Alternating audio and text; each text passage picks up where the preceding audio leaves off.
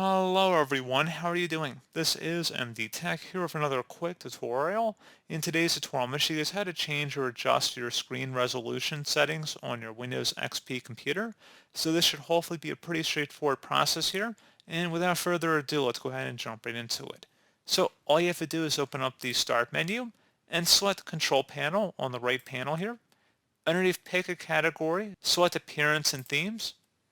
And then underneath or pick a control panel icon, select display. And now you want to select the settings tab. And where it says screen resolution, you can adjust it by scrolling this bar either to the right or to the left. So pretty straightforward process on that.